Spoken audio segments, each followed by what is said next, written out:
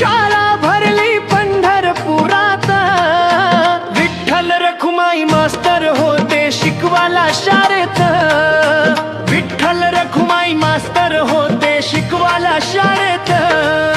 शाळेमध्ये हो शिकण्याले वारकरी संत, सावय हरीचे नाम घेऊन झाले भाग्यवंत। पुंडलिक तो मॉनिटर होता साऱ्या संतात, पुंडलिक तो मॉनिटर होता साऱ्या संतात। विठ्ठल रखुमाई मास्तर होते शिकवाला शाळेत,